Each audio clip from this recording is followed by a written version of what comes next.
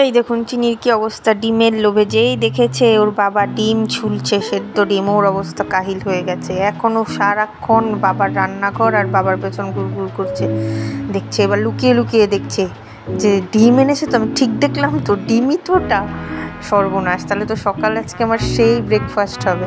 আজকে সকালে চিনি আর চিনি ড্রাই ফ্রুটস খাবে না, আজকে ডিম সিদ্ধ খাবে। ওর বাবাকে যেই দেখেছে ফ্রিজের থেকে ডিম এনে সেদ্ধ বসিয়েছে, তখন থেকে ওর বাবা আর আমার পেছন পেছন ঘুরঘুর করছে। আর এখন যেই দেখছি সেদ্ধ হয়ে গেছে, ওর বাবা ডিম ছুলছে, ওর অবস্থাটা দেখুন, মানে আনন্দে, মানে একটা আনএক্সপেক্টেড ব্যাপার হয়ে গেছে ওর কাছে যে আজকে ডিম। রোববারে তো বেশিরভাগ ডিম হয়। ও রান্নাঘর ছেড়ে আর কিছুতেই যাবে না। দেখুন নানান পোষে একটু পর পর এসে উকিঝুঁকি, আর ওর বাবাও নাটক করছে, এই ডিমটা আমি খাবো নাকি টমা খাবে, আমাকে বলছে। আর চিনি ভাবছে কার হাতে থেকে কার হাতে দিয়ে দেবে কে জানে, আমি তো খেতে পারবো তো। ও যে মানে কি করবে সে, আর ওর মানে আমি ভাষায় প্রকাশ করে আপনাদের বোঝাতে পারছি না।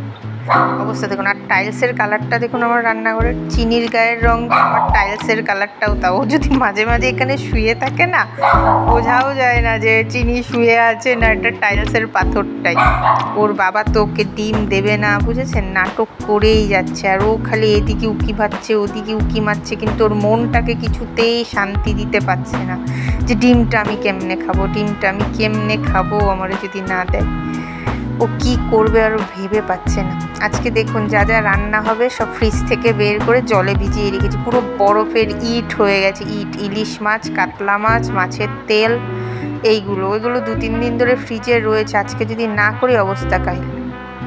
অবশেষে ওর বাবা ওকে ডিম দিল, ওকে একটু ডিমগুলো স্মাশ করে দিতে হয় হাত দিয়ে। এইবার ও পেয়েছে শান্তি, এইবার ও খাক। এই যে হচ্ছে জানেন তো, সকালবেলা আমাদের যাই খাওয়া হোক, চিনি আর আমার মেয়ে এই গরমের মধ্যে কিছু না ইচ্ছে করলেও এই দুজনের জন্য কিছু না কিছু করতেই হবে। আর সেই সুবাদে আমাদেরও খাওয়া হয়ে যায়। যদি ওরা দুজন হলো গিয়ে খাওয়ার বায়না না থাকতো, হয়তো আমাদের অর্ধেক দিন সকালে না খেয়েই থেকে যেতাম। ওদের জন্য করা হয় তাই খাওয়া হয়ে যায়। একদমই গরমের জন্য না রান্নাঘরে আসতে ইচ্ছা করে না। এই দেখুন চিনির খাবার ফিনিশ। আমি ওইদিকে রান্নাটা বসিয়ে দিয়েছি, ওইদিকে কাতলা মাছ ভাজা হচ্ছে, আর এই যে ইলিশ মাছটা হালকা করে একটু ভেজে নেব। মেয়ের জন্য আজকে ভিন্ডি ভাজা আলু ভাজা করতে হবে, কারণ ও মাছ একটা খুব ভালো খায় না কোনো মাছই।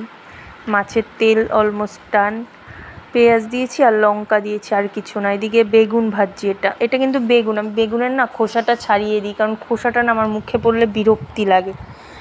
এই বেগুনটা ভাজছি ইলিশ মাছের জন্য। ইলিশ মাছও হয়ে গেছে, শুধু কালো জিরে কাঁচা লঙ্কা ফোড়ন দিয়ে বেগুনটা দিয়ে ঝোল দিয়ে নুন আর হলুদ দিয়ে একটু জিরের গুঁড়ো দিয়ে নামিয়ে নেব। আর তেল তো পেঁয়াজ কাঁচা লঙ্কা আর বেগুন টুকরো টুকরো করে ভেজে মাছের তেলটা করেছি। এই দেখুন রান্না হয়ে গেছে। ভিন্ডি দিয়ে আলু দিয়ে ভাজা, মাছের তেল বেগুন দিয়ে ভাজা, কাতলা দই কাতলা, আর হলো গিয়ে আমার ইলিশ মাছ হলো গিয়ে বেগুন দিয়ে। ইলিশ মাছটা